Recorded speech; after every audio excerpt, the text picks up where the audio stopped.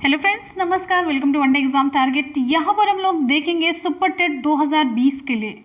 Super TET 2020 के लिए बहुत ही इंपॉर्टेंट क्वेश्चन का कलेक्शन पूरे यहाँ पे हम लोग 50 क्वेश्चन कवर करेंगे और ये 50 क्वेश्चन मिक्स टाइप के क्वेश्चन होंगे, जैसे कि आपके सुपर टेट के एग्जाम में क्वेश्चन पूछा जाता है। जिस तरीके से सुपर टेट में क्वेश्चन पूछा जाता है, सभी सब्जेक्ट को यहाँ पर इंक्लूड किया गया। पूरे 50 क्वेश्चन है, तो आप लोग शुरू से लास्ट तक वीडियो के साथ बने रहिएगा और देखिएगा कि आप लोगों की तैयारी कितनी है, आप लोग सुपर टेट देने के लिए कितने तैयार हैं, किस तरीके से तैयार हैं। ठीक है। और आप सभी को बता दें कि आप सभी की 2 क्लासेस अभी प्रेजेंट टाइम में चलेगी। मॉर्निंग में देखिए, एक चीज़ आपको बताते हैं, मॉर्निंग में 6 बजे क्लास होगी आपकी करंट की क्लास। करंट से यहाँ पे आपका 30 नंबर का क्वेश्चन पूछा जाता है। बहुत ही इंपॉर्टेंट करंट की क्लास होगी। करंट हम सब कुछ कवर करवाएंगे, तो पहला टारगेट करंट कवर करवाना है, साथ साथ में एक शाम की क्लास होगी। मॉर्निंग में 6 बजे करंट की क्लास चलेगी और शाम की क्लास की टाइमिंग आपको हम बताएंगे कितने बजे होगी। ठीक है, अभी फिक्स नहीं करेंगे, या फिर आप लोग सजेस्ट कर सकते हैं नीचे कमेंट सेक्शन में। जिस तरीके से आप लोग का रिस्पॉन्ड रहेगा, अगर अच्छा आप लोग रिस्पॉन्ड करेंगे, बहुत बढ़िया रिस्पॉन्ड रहेगा, तो क्लासेस की संख्या बढ़ा दी जाएगी। 3-4 क्लासेस हम करेंगे, लेकिन आप लोग का रिस्पॉन्ड अगर अच्छा रहा तो।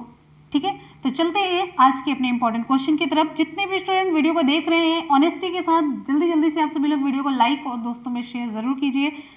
और अगर चैनल पर नया है तो चैनल को सब्सक्राइब कर लीजिएगा, जिससे कि जब भी मैं वीडियो अपलोड करूँ नोटिफिकेशन आप तक ज़रूर पहुँचे, नोटिफिकेशन के लिए। ठीक है, चलिए क्वेश्चन को स्टार्ट करते हैं। और आप लोग पार्टिसिपेट जरूर कीजिएगा, कमेंट सेक्शन में रिप्लाई आपको जरूर करना है, जिससे कि मुझे पता चले आप लोग चीटिंग नहीं कर रहे हैं, अच्छे तरीके से पार्टिसिपेट कर रहे हैं, पढ़ाई कर रहे हैं। ठीक है, तो चलिए स्टार्ट करते हैं अपने इंपॉर्टेंट क्वेश्चंस को। क्वेश्चन है, बांग्लादेश को किस देश से स्वतंत्रता मिली? भारत, ब्रिटेन, पाकिस्तान या बर्मा? विकल्प आप सभी के सामने, तो आप लोग जल्दी से फास्ट रिप्लाई कीजिएगा और आप सभी का पार्टिसिपेशन बहुत जरूरी है। विकल्प यहाँ पे आपका सही हो जाता है सी, पाकिस्तान। बांग्लादेश पाकिस्तान से अलग होकर के पूर्वी पाकिस्तान जो बना था वही अब बांग्लादेश के नाम से जाना जाता है, और ये 1971 में पाकिस्तान से अलग हुआ था, यानी कि 1971 में इसे पाकिस्तान से स्वतंत्रता मिली। पाकिस्तान से अलग होकर के पूर्वी पाकिस्तान बना, जो कि बांग्लादेश के नाम से जाना जाता है।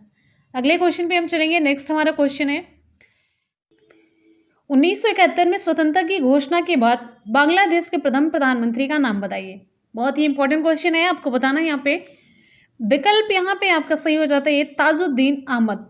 ताजुद्दीन अहमद एक बांग्लादेशी राजनयिक और स्वतंत्रता सेनानी थे। युद्ध के समय भी ये प्रधानमंत्री थे, कहाँ के? बांग्लादेश के। और बांग्लादेश की स्वतंत्रता के बाद भी यही प्रधानमंत्री रहे। इनका कार्यकाल कब से कब तक था? 11 अप्रैल 1971 से लेकर के 12 जनवरी 1972 तक था। ठीक, इंपॉर्टेंट क्वेश्चन है, निम्नलिखित प्रधानमंत्रियों में से कौन भारत की आज़ादी के बाद पैदा हुआ था? भारत की आज़ादी के बाद किस प्रधानमंत्री ने जन्म लिया? विकल्प सही हो जाता है आपका डी, हमारे वर्तमान प्रधानमंत्री नरेंद्र मोदी जी। भारत की स्वतंत्रता के बाद 17 सितंबर 1950 को वर्तमान प्रधानमंत्री नरेंद्र दामोदर दास मोदी का जन्म हुआ। और सभी मनमोहन सिंह, आई के गुजराल, राजीव गांधी, ये सभी स्वतंत्रता से पहले पैदा हुए थे, आज़ादी से पहले पैदा हुए थे। मनमोहन सिंह जी का जन्म 26 सितंबर 1932 है, राजीव गांधी जी का जन्म 20 अगस्त 1944 है, और मृत्यु उनकी 21 मई 1991 को हुई थी। आई के गुजराल का जन्म 4 दिसंबर 1919 को थी। ठीक है, अगले क्वेश्चन पे हम चलेंगे। नेक्स्ट है, ये सारे क्वेश्चन आपके एग्जाम में, अलग अलग एग्जाम में पूछे गए हैं। क्वेश्चन है, निम्नलिखित में से CEC का अर्थ क्या है? CEC का अर्थ आपको बताना है। विकल्प यहाँ पे आपका सही हो जाता है C, chief election commissioner. Chief election commissioner, मुख्य चुनाव आयुक्त। चीफ इलेक्शन कमिश्नर की स्पेलिंग आप लोग देख लीजिए, इंग्लिश के लिए इंपॉर्टेंट है।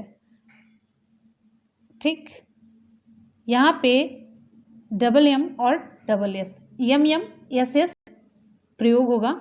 अगले क्वेश्चन पे हम चलेंगे। नेक्स्ट है, भारत में आपातकाल की घोषणा कौन कर सकता है? भारत में आपातकाल की घोषणा कौन कर सकता है? विकल्प यहाँ पे आपका सही हो जाता है ए, राष्ट्रपति। इंपॉर्टेंट क्वेश्चन है और ये आप सभी को पता होगा। विकल्प आपका ए सही हो जाता है, राष्ट्रपति।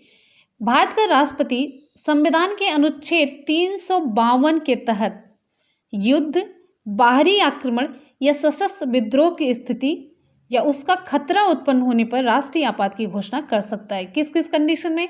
मैंने आपको बताया, युद्ध हुआ, बाहरी आक्रमण या सशस्त्र विद्रोह की स्थिति में।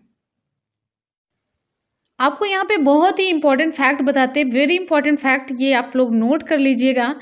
देखिए, मूल संविधान के अनुच्छेद 352 में आंतरिक अशांति की जगह पर 44वें संशोधन 1978 के द्वारा जो सशस्त्र विद्रोह है उसको रख दिया गया। जो मैंने अभी बोला कि युद्ध, बाहरी आक्रमण और सशस्त्र विद्रोह की स्थिति में अब सशस्त्र विद्रोह रख दिया गया। पहले क्या था? सशस्त्र विद्रोह की जगह पे आंतरिक अशांति थी। क्लियर हो गया?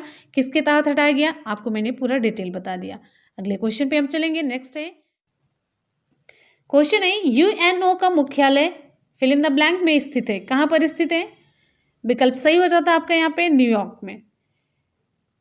यूनाइटेड नेशंस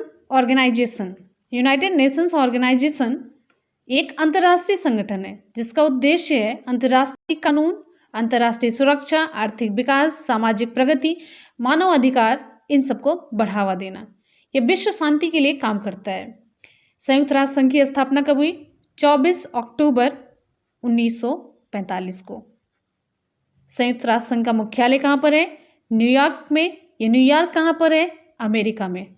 क्लियर है? ये सारे पॉइंट आपको पता होने चाहिए। अगले क्वेश्चन पे हम चलते हैं। नेक्स्ट है, गुरु शिखर क्या है? आपको बताना है गुरु शिखर क्या है। विकल्प आप सभी के सामने, तो आप लोग जल्दी जल्दी से ऑप्शन चूज करिए। विकल्प यहाँ पे आपका सही हो जाता है अरावली रेंज में सबसे ऊंची चोटी है गुरु शिखर। यह राजस्थान के सिरोही जिले में स्थित है। क्वेश्चन पूछा गया है, ये राजस्थान के सिरोही जिले में स्थित है। इसकी ऊंचाई समुद्र तल से कितनी है? 1722 मीटर है। नेक्स्ट क्वेश्चन पे हम चलेंगे। अगला आपका क्वेश्चन, भारत में कपास की फसल मुख्य रूप से इसमें उगाई जाती है। किस मिट्टी में? काली मिट्टी, लाल मिट्टी, बलुई या जलोढ़ मिट्टी? मोस्ट इंपॉर्टेंट क्वेश्चन आप लोग यहाँ पे देख रहे हैं, इसे आप लोग मार्क कर लीजिए, बहुत ही इंपॉर्टेंट क्वेश्चन है ये। विकल्प सही हो जाता है आपका यहाँ पे ए सही होता है, काली मिट्टी। कपास की फसल मुख्य रूप से काली मिट्टी में उगाई जाती है। काली मिट्टी में क्या गुण होता है, क्या क्वालिटी होती है जिससे कि इसमें कपास की खेती की जाती है? तो काली मिट्टी में क्वेश्चन पूछा गया, काली मिट्टी में तीव्र जल धारण की क्षमता पाई जाती है। यह भीगने पर ठोस और चिपचिपी हो जाती है और सूखने पर एकदम से ये सिकुड़ जाती है और ये दरार युक्त हो जाती है, इसमें दरार पड़ जाती है और इसीलिए इसे स्वतः जुताई वाली मिट्टी भी कहा जाता है। स्वतः जुताई, अपने आप इसमें जुताई हो जाती है, एक बार जैसे सिकुड़ जाती है फिर फैल जाती है, इस वजह से। सामान्यतः इसमें क्या क्या पाया जाता है? लोहा, चूना, कैल्शियम, पोटास, एल्यूमिनियम और मैग्नीशियम कार्बोनेट की प्रचुरता पाई जाती है। लेकिन एक इम्पॉर्टेंट क्वेश्चन और यहाँ पे बन जाता है, लेकिन इसमें नाइट्रोजन, फास्फोरस और जैविक पदार्थों की कमी पाई जाती है। क्वेश्चन पूछा गया है तो आप लोग ध्यान दीजिएगा। स्वतः जुताई वाली मिट्टी किसे कहते हैं और काली मिट्टी में किन किन पोषक तत्वों की कमी होती है, ये क्वेश्चन आपके एग्जाम में पूछा गया।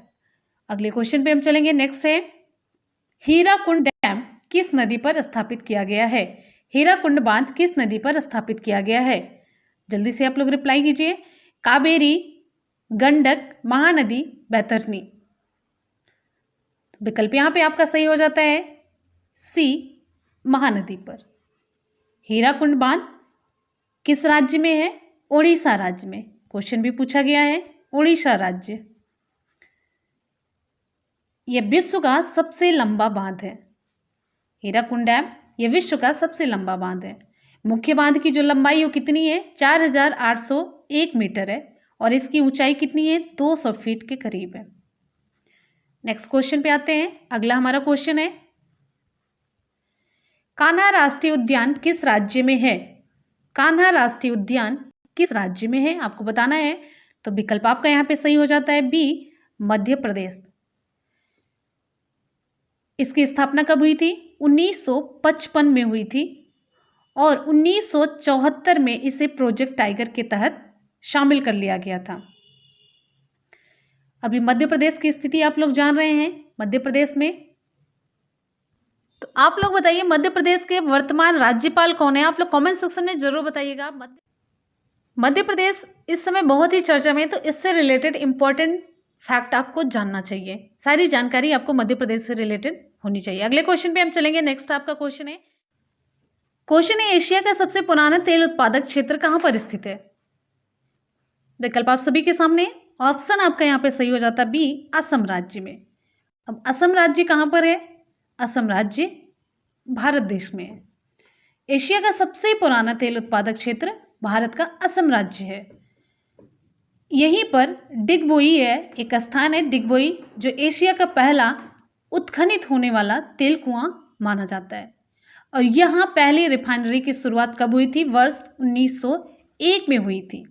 और यह विश्व का भी सबसे पुराना तेल क्षेत्र माना जाता है। एशिया का ही नहीं, पूरे विश्व का सबसे पुराना तेल क्षेत्र माना जाता है।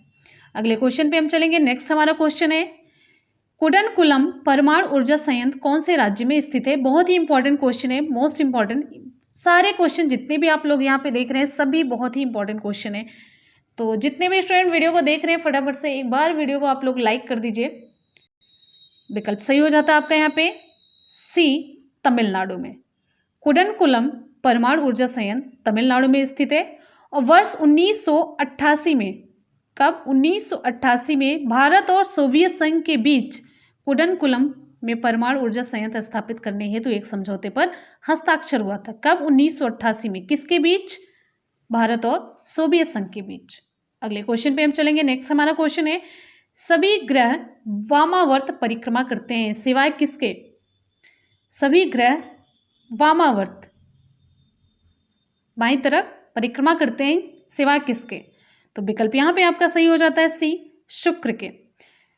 बृहस्पति, बुध, पृथ्वी ये सभी वामावर्त परिक्रमा करते हैं, जबकि शुक्र और साथ साथ में अरुण भी आप जोड़िए इसमें, ये दक्षिणावर्त परिक्रमा करते हैं।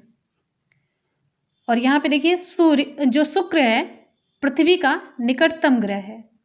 सूर्य से दूसरा ग्रह और सौर मंडल का छठा सबसे बड़ा ग्रह है कौन? शुक्र है। ठीक, अगले क्वेश्चन पे हम चलेंगे। नेक्स्ट हमारा क्वेश्चन है, किस ग्रह को सुबह का तारा या शाम का तारा के रूप में जाना जाता है? विकल्प यहां पे आपका सही हो जाता है बी, शुक्र को, वीनस। शुक्र ग्रह को सुबह का तारा या शाम का तारा कहा जाता है। शुक्र सूर्य से दूसरा ग्रह और चंद्रमा के बाद यह रात्रि आकाश में सबसे चमकीला प्राकृतिक ग्रह है। समान आकार एवं द्रव्यमान के कारण इसे पृथ्वी की बहन के रूप में भी जाना जाता है। क्वेश्चन पूछा गया पृथ्वी की बहन के रूप में किस ग्रह को जाना जाता है? तो विकल्प आपका सही हो जाएगा, हमेशा शुक्र ही सही होगा। क्यों पृथ्वी की बहन क्यों कहा जाता है? क्योंकि पृथ्वी के लगभग बराबर आकार की और द्रव्यमान के कारण इसे पृथ्वी की बहन कहा जाता है। अगले क्वेश्चन पे हम चलेंगे। नेक्स्ट हमारा क्वेश्चन है, हैली धूमकेतु लगभग कितने वर्षों में एक बार दिखाई देता है? हैली धूमकेतु, विकल्प यहाँ पे आपका कौन सा सही होगा? विकल्प सही हो जाता है आपका डी, 76 वर्षों में, 76 ईयर्स में एक बार हैली धूमकेतु दिखाई देता है। इसका नामकरण हैली किसके नाम पे पड़ा है? तो ये ब्रिटेन के खगोल शास्त्री थे एडमंड हैली, इन्हीं के नाम पर इसका नामकरण किया गया है, जिन्होंने 1705 ईस्वी में इसकी खोज की थी। अगले क्वेश्चन पे हम आते हैं। नेक्स्ट हमारा क्वेश्चन है, हबल का नियम किससे संबंधित है? हबल का नियम किससे संबंधित है? विकल्प यहाँ पे आपका सही हो जाता है डी, खगोलिकी से संबंधित है। हबल का नियम खगोलिकी से संबंधित है। ये नियम क्या कहता है? इस नियम के अनुसार गैलेक्सियों की हमसे दूर भागने की गति दूरी के समानुपाती होती है। गैलेक्सियों की हमसे दूर भागने की जो गति होती है वो दूरी के समानुपाती होती है। जितनी जितनी दूरी बढ़ेगी उतनी इनकी दूर भागने की गति ज़्यादा होगी। दूरी कम होगी तो ये इनकी दूर भागने की जो गति है वो भी कम होगी। समानुपाती होने का मतलब कोई चीज़ इधर बढ़ रही है तो इधर भी बढ़ेगी, ठीक है। व्युत्क्रमानुपाती का मतलब कोई चीज़ अगर इधर बढ़ रही है तो इधर क्या होगी, ये घटेगी, ठीक है। अगले क्वेश्चन पे हम चलेंगे। नेक्स्ट है, पूर्ण सूर्य ग्रहण तब होता है जब, विकल्प कौन सा आपका सही होगा? आप लोग जल्दी से ऑप्शन चूज करिए। विकल्प यहाँ पे आपका सही हो जाता है सी, सूर्य, चंद्रमा और पृथ्वी एक सीधी रेखा में हो। पूर्ण सूर्य ग्रहण तब होता है जब सूर्य, चंद्रमा और पृथ्वी एक सीधी रेखा में हो, और ऐसी स्थिति में चंद्रमा सूर्य और पृथ्वी के बीच आ जाता है, तब पूर्ण सूर्य ग्रहण होता है। देखिए, सूर्य और यहाँ पे ये चंद्रमा हो गया और इधर पृथ्वी हो गई। जब ये चंद्रमा बीच में आ जाता है तो इसकी छाया सूर्य की यहाँ पे, मतलब इसका प्रकाश पृथ्वी तक नहीं पहुँच पाता, तो ये सूर्य ग्रहण की स्थिति होती है, जिससे सूर्य का प्रकाश पृथ्वी तक नहीं पहुँच पाता है। और ये केवल किस दिन होता है? अमावस्या को ही ये कंडीशन होती है। यानी कि सूर्य ग्रहण कब होता है? तो आप कहेंगे अमावस्या को। कभी कभी क्वेश्चन में अमावस्या ना दे करके ये दे दिया जाता है new moon day, new moon day, तो ये भी सही होगा। ये जो स्थिति होती है केवल ये न्यू मून डे, इसकी हिंदी है प्रतिपदा, तो ये कंडीशन प्रतिपदा, न्यू मून डे या अमावस्या को ही होती है। क्लियर है? अगले क्वेश्चन पे हम चलेंगे। नेक्स्ट हमारा क्वेश्चन है, सीरिया की राजधानी कौन सी है? आपको बताना है यहाँ पे सीरिया की राजधानी कौन सी है। विकल्प यहाँ पे आपका कौन सा सही होता है? ऑप्शन सही हो जाता है आपका ये दमास्कस। सीरिया की राजधानी दमास्कस है या दमिश्क। बहरीन की राजधानी मनामा है, ठीक है। और इथोपिया की राजधानी है एडिस अबाबा या अदीस अबाबा। और कतर की राजधानी है दोहा, ठीक है। अगले क्वेश्चन पे हम चलेंगे। नेक्स्ट है, माले किस देश की राजधानी है? माले किस देश की राजधानी है? विकल्प सही हो जाता है आपका यहाँ पे सी, माले मालदीव की राजधानी है। मॉरिशस की राजधानी पोर्ट लुइस है। और मलेशिया की राजधानी क्या है? कुआलालंपुर है। अगले क्वेश्चन पे हम चलेंगे। नेक्स्ट हमारा क्वेश्चन है, जहाजों की गति में वृद्धि फिल इन द ब्लैंक पर काम करती है। किसके सिद्धांत पर, किस सिद्धांत पर, किस नियम पर काम करती है? विकल्प यहाँ पे आपका सही हो जाता है आर्किमिडीज के सिद्धांत पर कार्य करती है। जहाजों की गति में वृद्धि आर्किमिडीज के सिद्धांत पर काम करती है। आर्किमिडीज का सिद्धांत क्या है? आर्किमिडीज का सिद्धांत है, देखिए, जब कोई वस्तु द्रव में पूरी अथवा आंशिक रूप से डुबोई जाती है तो उसके भार में कमी का आभास होता है। जब कोई वस्तु पानी में डूबती है, पूरी डूबती है, थोड़ी सी डूबती है, तो उसके भार में कमी होती है। भार में जो कमी होती है, भार में जो कमी का आभास होता है, यानी कि भार में यह जो आभासी कमी होती है वस्तु द्वारा हटाए गए द्रव के भार के बराबर होती है। जितना जो वस्तु जैसे पानी में डूब रही है, इतनी सी डूब रही है, तो जितना ये पानी अपने द्वारा ये हटाती है, जो जितना पानी हटाती है उस द्रव के भार के बराबर वो कमी प्रतीत होती है, जितनी इसके भार में कमी होती है। तो लोहे के जहाज का ढांचा इस प्रकार बनाया जाता है कि उसमें थोड़े से हिस्से द्वारा हटाए गए जल का भार जहाज और उसमें लदे सामान के भार के बराबर हो जाता है। तो जहाज की गति में वृद्धि भी इसी सिद्धांत पर आधारित है, आर्किमिडीज के सिद्धांत पर, ठीक है। अगले क्वेश्चन पे चलेंगे। नेक्स्ट क्वेश्चन है, निम्नलिखित कारणों में से किसके कारण बादल आकाश में तैरते हैं? को बताना है, यहाँ पे बहुत ही इंपॉर्टेंट क्वेश्चन है। निम्नलिखित कारणों में से किसके कारण बादल आकाश में तैरते हैं? विकल्प यहाँ पे आपका सही हो जाता है डी, निम्न घनत्व की वजह से। निम्न घनत्व की वजह से कैसे? जो बादल होते हैं, बादलों का जो भार होता है एक स्थान पर केंद्रित नहीं होता है। बादल का जो भार होता है एक स्थान पर केंद्रित नहीं होता है, बल्कि इनका द्रव्यमान एक बड़े क्षेत्र में जल और बर्फ के क्रिस्टलों के महीन कणों के रूप में ये फैला होता है। पूरा द्रव्यमान पूरे एरिया में इस तरीके से फैला रहता है, जिससे कि इनका घनत्व बहुत कम हो जाता है। और साथ ही साथ पृथ्वी सतह से ऊपर उठती गर्म वायु इन्हें तैरती अवस्था में बनाए रखती है। कम घनत्व की वजह से भी ये तैरती हैं, और जो पृथ्वी से हवा जो गर्म होकर के ऊपर उठ रही है वो भी इसे तैरने की अवस्था में बनाए रखती बादल को। ठीक है, मेन रीजन ये है कि इसका जो द्रव्यमान है किसी केंद्र में कॉन्सेंट्रेट नहीं करता है, चारों तरफ फैला रहता है। अगले क्वेश्चन पे हम चलेंगे। नेक्स्ट हमारा क्वेश्चन है, मानव शरीर का औसत तापमान कितना होता है? आपको बताना, यहाँ पे इंपॉर्टेंट क्वेश्चन है, मानव शरीर का औसत तापमान कितना होता है? विकल्प यहाँ पे आपका सही हो जाता है डी 37 डिग्री सेंटीग्रेड। अगर फॉरेनहाइट की बात करते हैं तो 98.6 डिग्री फॉरेनहाइट मनुष्य के शरीर का तापमान होता है। इंपॉर्टेंट क्वेश्चन है, मार्क कर लीजिएगा, आपके एग्जाम में क्वेश्चन पूछा गया है। क्वेश्चन है, सूर्य को देखने के लिए किस यंत्र का प्रयोग किया जाता है? विकल्प यहाँ पे आपका सही हो जाता है सी हेलियोस्कोप। सूर्य को देखने के लिए हेलियोस्कोप का प्रयोग किया जाता है। यह एक प्रकार का सौर दूरदर्शी है। दूरदर्शी तो प्रयोग ही होगा, ये सौर दूरदर्शी है। ठीक है, जो किसी चुने हुए तरंगदैर्ध्य में ही सूर्य को देखने के लिए उपयोग किया जाता है।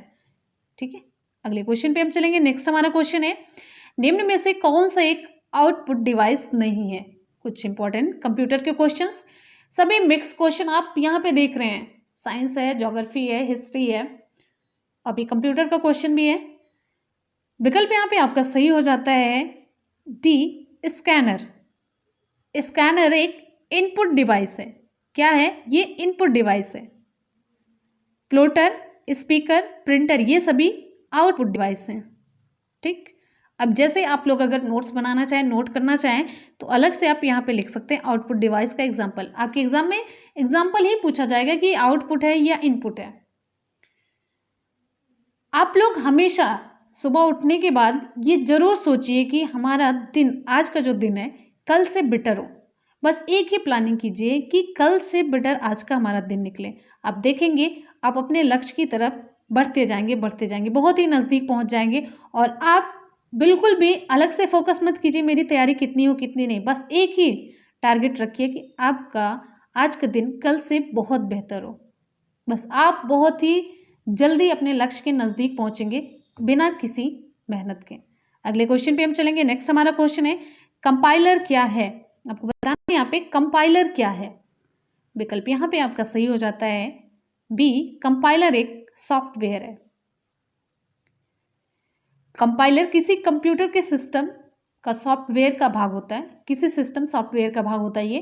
कंपाइलर एक ऐसा प्रोग्राम है, प्रोग्राम सॉफ्टवेयर ही होता है जो किसी उच्च स्तरीय भाषा में लिखे गए प्रोग्राम का अनुवाद किसी कंप्यूटर की मशीनी भाषा में कर देता है। बात समझ में आई? जो कंपाइलर है वो सॉफ्टवेयर है, ये ऐसा प्रोग्राम है जो किसी उच्च स्तरीय भाषा में लिखे गए प्रोग्राम का अनुवाद किसी कंप्यूटर की मशीनी भाषा में कर देता है। ठीक, अगले क्वेश्चन पे हम चलते हैं। नेक्स्ट हमारा क्वेश्चन है, कंप्यूटर के संबंध में www का विस्तार क्या है? बहुत आसान सा क्वेश्चन है, आप सभी जान रहे हैं। तो विकल्प यहाँ पे आपका सही हो जाता है ए, वर्ल्ड वाइड वेब। www का फुल फॉर्म है world wide web. World wide web. ठीक, नेक्स्ट क्वेश्चन पे हम चलेंगे। नेक्स्ट हमारा क्वेश्चन है, भारतीय अंतरिक्ष अनुसंधान संगठन की स्थापना की गई थी, कब की गई थी? भारतीय अंतरिक्ष अनुसंधान संगठन की स्थापना, कई बार आपको करंट अफेयर्स के क्वेश्चन में बताते हैं, ISRO, Indian space research organisation की स्थापना 1969 में की गई थी, 1969 में की गई थी। इसका मुख्यालय कहाँ पे? आपको कमेंट सेक्शन में कमेंट करके बताना है। जल्दी जल्दी से आप लोग रिप्लाई कीजिएगा कमेंट सेक्शन में। अगले क्वेश्चन पे हम चलते हैं। नेक्स्ट हमारा क्वेश्चन है, सतीश धवन अंतरिक्ष केंद्र कहाँ स्थित है? सतीश धवन अंतरिक्ष केंद्र कहाँ पर स्थित है? विकल्प यहाँ पे आपका सही हो जाता है सी, आंध्र प्रदेश में। आंध्र प्रदेश में सतीश धवन अंतरिक्ष केंद्र स्थित है। ये सतीश धवन अंतरिक्ष केंद्र इसरो का प्रक्षेपण केंद्र है। यह आंध्र प्रदेश के श्रीहरिकोटा में स्थित है। कहां पर? श्रीहरिकोटा में स्थित है। नेक्स्ट क्वेश्चन पे आते हैं। अगला क्वेश्चन है, भारत की लंबी दूरी की मिसाइलों में से कौन सी पहली बहुलक्ष्य मिसाइल है? पहली बहुलक्ष्य मिसाइल की बात हो रही है, तो आपको बताना है यहाँ पे विकल्प सही हो जाता है आपका ये आकाश। ये आकाश DRDO के द्वारा निर्मित है। आकाश मिसाइल है, ये सतह से हवा में मार करने वाली मध्यम दूरी की बहुलक्ष्यी मिसाइल है। अगले क्वेश्चन पे हम चलेंगे। नेक्स्ट है, प्रचुर मात्रा में उपलब्ध ज्वलनशील प्राकृतिक गैस कौन सी है? प्रचुर मात्रा में उपलब्ध ज्वलनशील प्राकृतिक गैस कौन सी है? विकल्प सही हो जाता है आपका बी, मीथेन, CH4 इसका केमिकल फॉर्मूला है। प्रचुर मात्रा में मीथेन गैस प्राकृतिक गैस के रूप में भूमि सतह के नीचे से निकाली जाती है। यह एक ज्वलनशील गैस है। मीथेन का उपयोग कहाँ कहाँ पे होता है? इसका उपयोग पेट्रोल, डीजल या LPG के स्थान पर किया जा सकता है और ये पर्यावरणीय प्रदूषण की दृष्टि से भी स्वच्छ ईंधन है, जिसे अब CNG के रूप में प्रयोग किया जाने लगा है। CNG, compressed natural gas. Next question पे आते हैं हम। गर्म हवा के गुब्बारों में कौन सी गैस प्रयोग की जाती है? गर्म हवा के गुब्बारों में कौन सी गैस प्रयोग की जाती है? तो विकल्प यहाँ पे आपका सही हो जाता है बी, प्रोपेन गैस भरी जाती है। जो नए गर्म हवा वाले गुब्बारे होते हैं वो किसके बने होते हैं? रिप स्टॉप नायलॉन के बने होते हैं। किसके?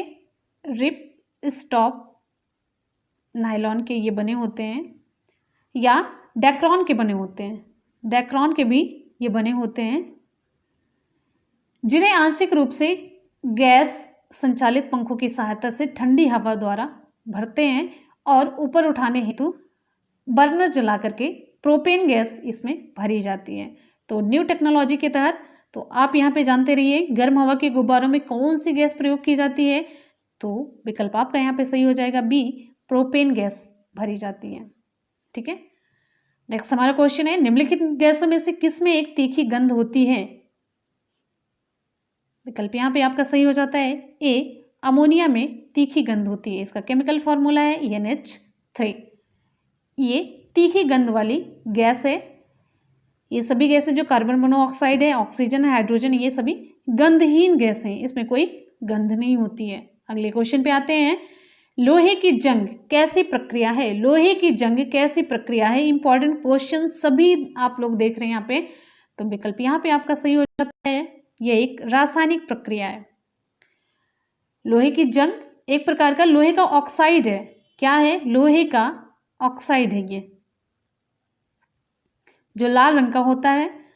जंग लगना एक रासायनिक प्रक्रिया है जिसमें ऑक्सीकरण और अपचयन, ऑक्सीडेशन और रिडक्शन एक साथ होता है। अगले क्वेश्चन पे हम चलेंगे। नेक्स्ट हमारा क्वेश्चन है, जब दूध खट्टा हो जाता है तो फिल इन द ब्लैंक का उत्पादन होता है। किसका उत्पादन होता है? विकल्प यहाँ पे आपका सही हो जाता है बी, लैक्टिक एसिड का उत्पादन होता है। इंपॉर्टेंट क्वेश्चन है। चलिए अब कुछ इंपॉर्टेंट फैक्ट आपको बताते चलते हैं। दूध में कौन से जीवाणु पाए जाते हैं? दूध में स्ट्रेप्टोकोकस लैक्टिस और लैक्टोबैसिलस लैक्टिस नामक जीवाणु पाए जाते हैं। नाम आपको लिख देते हैं, स्ट्रेप्टोकोकस लैक्टिस, दूसरा है लैक्टोबैसिलस लैक्टिस। ये जीवाणु क्या काम करते हैं? ये जीवाणु दूध में पाई जाने वाली एक शर्करा है जिसका नाम है लैक्टोज शर्करा। ये जीवाणु क्या काम करते हैं? लैक्टोज शर्करा का किण्वन कर करके इसे लैक्टिक एसिड में बदल देते हैं। ठीक है, लैक्टिक एसिड में ये बदल देते हैं। कौन? जीवाणु। कौन कौन से जीवाणु? जो स्ट्रेप्टोकोकस लैक्टिस और लैक्टोबैसिलस लैक्टिस होते हैं। क्लियर है?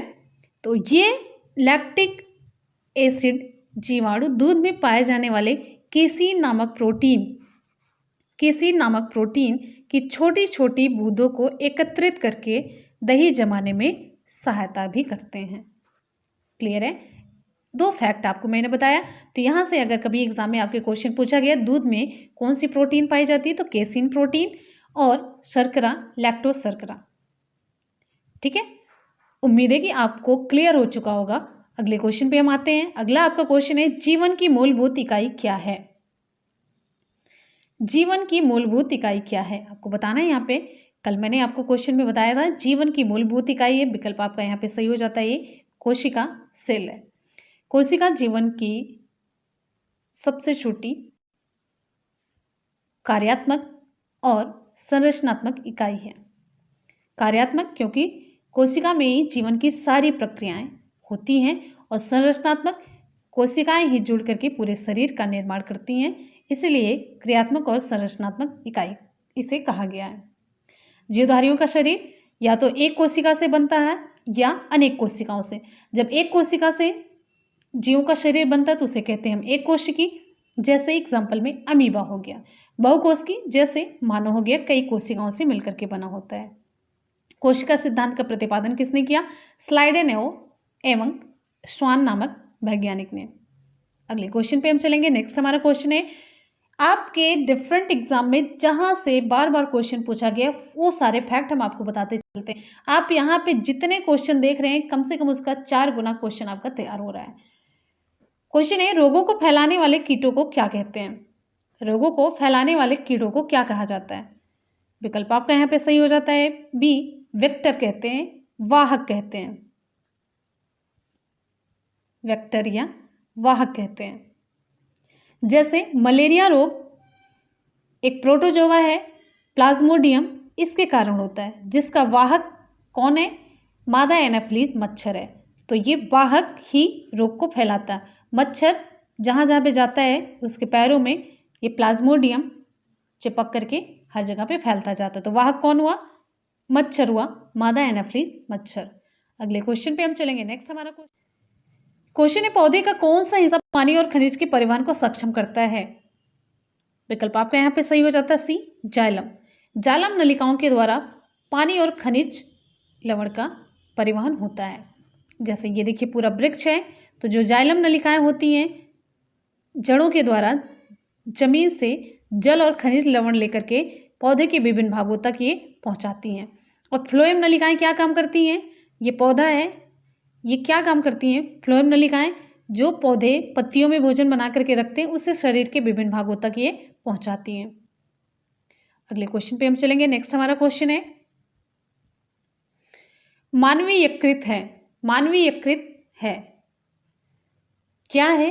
भोजन प्रणाली, एक ग्रंथि नहीं है, एक ग्रंथि है, यह एक लोचदार थैली है। तो विकल्प यहाँ पे आपका सही हो जाता है, सी यह एक ग्रंथि है। यकृत शरीर की सबसे बड़ी ग्रंथि है, ये भी आप नोट करते रहिए, एग्जाम में आपके पूछा गया है। यकृत पित्त का सेक्रेशन करता है। अगले क्वेश्चन पे चलेंगे। सिरोसिस रोग शरीर के किस अंग को प्रभावित करता है? सिरोसिस रोग शरीर के किस अंग को प्रभावित करता है? विकल्प यहाँ पे आपका सही हो जाता है, बी जिगर को। सिरोसिस जिगर यानी यकृत की एक गंभीर बीमारी है। इस रोग में यकृत कोशिकाएं बड़े पैमाने पर नष्ट हो जाती हैं और उनके स्थान पर फाइबर तंतुओं का निर्माण हो जाता है, तो वो है सिरोसिस रोग। अगले क्वेश्चन पे चलेंगे। नेक्स्ट हमारा क्वेश्चन है, कौन सा अंग एक ग्रंथि नहीं है? कौन सा अंग एक ग्रंथि नहीं है? विकल्प सही हो जाता है आपका यहाँ पे, टी पित्ताशय। पित्ताशय ये ग्रंथि नहीं है। पित्ताशय पित्त का भंडारण करता है और यकृत से आए पित्त से जल सोख करके इसका अत्यधिक सांद्रण भी करता है। जबकि यहाँ पे देखिए अधिवृक्क, जिगर और ये पिट्यूटरी ये सभी ग्लैंड है, ग्रंथि हैं। अगले क्वेश्चन पे हम आते हैं, हीमोग्लोबिन में निम्नलिखित में से कौन सी धातु मौजूद होती है? विकल्प यहाँ पे आपका सही हो जाता है बी, लोहा।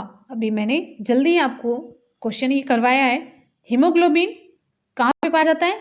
रुधिर की आरबीसी में पाया जाता है। रुधिर की लाल रक्त कणिकाओं में पाया जाने वाला एक प्रोटीन है जिसपे लोहा पाया जाता है, आयरन पाया जाता है।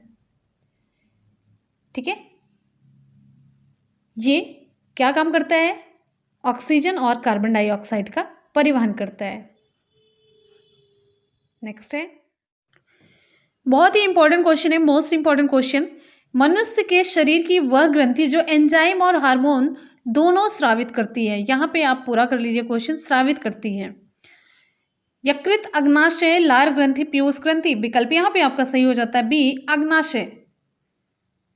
अग्नाशय मानव शरीर की दूसरी सबसे बड़ी ग्रंथि है। और मानव शरीर की पहली सबसे बड़ी ग्रंथि कौन सी है आपको बताना है, जल्दी से कमेंट सेक्शन में बताइए। अभी मैंने आपको बताया। और एक इंपॉर्टेंट फैक्ट, अग्नाशय एक साथ अंतःस्रावी और बहिस्रावी दोनों प्रकार की ग्रंथि है। अग्नाशय, पैंक्रियाज। देखिए, एंजाइम और हार्मोन का सेक्रेशन ये दोनों करती है। तो एंजाइम का कौन कौन से सेक्रेशन करती है ये देखिए। इसमें तीनों प्रकार के पोषक तत्व, जो मेन पोषक तत्व है, कार्बोहाइड्रेट, पहला कार्बोहाइड्रेट, दूसरा वसा, तीसरा प्रोटीन को पचाने के लिए एंजाइम स्रावित होता है। और इसी में लैंगर-हैंक्स की दीपिकाएं होती हैं जिससे इंसुलिन, ग्लूकागान और सोमैटोस्टेनिन नामक हार्मोन स्रावित होता है। तो हार्मोन इधर स्रावित हुआ और ये एंजाइम इधर स्रावित किया पोषक तत्वों को पचाने के लिए, और इधर हार्मोन का स्रावण होता है अपना यहाँ पे ग्लूकोज को मेंटेन करने के लिए। अगले क्वेश्चन पे हम चलेंगे। नेक्स्ट हमारा क्वेश्चन है, ओनिरोलॉजी किसका अध्ययन है? ओनिरोलॉजी। विकल्प यहाँ पे आपका सही हो जाता है बी, सपने का अध्ययन है। सपनों का वैज्ञानिक अध्ययन ओनिरोलॉजी कहलाता है। इसके अंतर्गत स्वप्न या मस्तिष्क की गतिविधि के मध्य संबंधों का अध्ययन किया जाता है। क्लियर है? नेक्स्ट हमारा क्वेश्चन है, निषेचन, विकास, विभाजन और विभिन्नता के अध्ययन को किस नाम से जाना जाता है? विकल्प यहां पे आपका सही हो जाता है भ्रूण विज्ञान। निषेचन से लेकर के शिशु के जन्म तक जीव के विकास का अध्ययन क्या कहलाता है? भ्रूण विज्ञान कहलाता है। अगले क्वेश्चन पे हम चलेंगे। नेक्स्ट हमारा क्वेश्चन, मृदा के अध्ययन का उल्लेख करने के लिए प्रयुक्त शब्द क्या है? मृदा के अध्ययन का उल्लेख करने के लिए प्रयुक्त शब्द क्या है? विकल्प यहां पे आपका सही हो जाता है भूमि विज्ञान। मृदा के अध्ययन का उल्लेख करने के लिए जो प्रयुक्त शब्द है वो भूमि विज्ञान है या पेडोलॉजी है। क्या है? या पेडोलॉजी है। ठीक है, इसके अंतर्गत मृदा निर्माण, मृदा की रचना और वर्गीकरण का अध्ययन किया जाता है। इन सारी चीजों का अध्ययन किया जाता है। मृदा का निर्माण हो गया, मृदा की रचना हो गई, इसका वर्गीकरण कितने भागों में बांटा जाता है, ये सभी भूमि विज्ञान है, पेडोलॉजी के अंतर्गत इसका अध्ययन किया जाता है। नेक्स्ट हमारा क्वेश्चन है, थॉमस कप निम्नलिखित में से किस खेल के साथ जुड़ा हुआ है? पूरे मिक्स क्वेश्चन का कलेक्शन, एकदम से बहुत ही जबरदस्त क्वेश्चन आपको यहाँ पे देखने को मिल रहा है। तो जल्दी जल्दी से आप लोग रिप्लाई करते रहिए, फटाफट से वीडियो को लाइक और दोस्तों में शेयर जरूर करते रहिए। आप लोग शेयर बिल्कुल भी नहीं करते, कम से कम जितने स्टूडेंट देख रहे हैं ईमानदारी के साथ आप लोग वीडियो को जरूर लाइक कर दिया करिए। तो विकल्प यहाँ पे आपका सही हो जाता है थॉमस कप निम्नलिखित में से किस खेल के साथ जुड़ा हुआ? तो विकल्प आपका यहाँ पे सही हो जाता है बी, बैडमिंटन के साथ जुड़ा हुआ है। थॉमस कप पुरुषों की अंतर्राष्ट्रीय टीम बैडमिंटन प्रतियोगिता है। फ्रेंड्स, यहाँ पे हो जाते हैं आज के इम्पोर्टेंट क्वेश्चन कंप्लीट। आपको कैसे लगे हमेशा की तरह अपना फीडबैक जरूर दीजिएगा, और जाते जाते वीडियो को लाइक और दोस्तों में शेयर करना बिल्कुल भी ना भूलिएगा। सभी स्टूडेंट, जितने भी स्टूडेंट हैं, एक स्टूडेंट अपने 10 दोस्तों में शेयर ज़रूर करेंगे। तो आप लोग शेयर बिल्कुल भी नहीं करते हैं तो शेयर करते रहिए, पढ़ाई करते रहिए, मेहनत करते रहिए। और एक ही टारगेट, सरकारी स्कूलों में एक सीट आपको पक्की करनी है। वनडे एग्जाम टारगेट का एक ही उद्देश्य है कि जितने भी स्टूडेंट वनडे एग्जाम टारगेट से जुड़े सभी की एक सीट सरकारी स्कूलों में पक्की हो।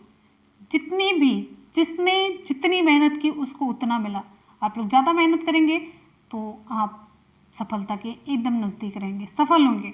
तो मेहनत करते रहिए, लगन से जुड़े रहिए वनडे एग्जाम टारगेट चैनल के साथ। मिलते हैं फिर इसी के साथ नेक्स्ट वीडियो में। तब तक के लिए good bye, take care, love you all, thank you so much, bye bye, जय हिंद।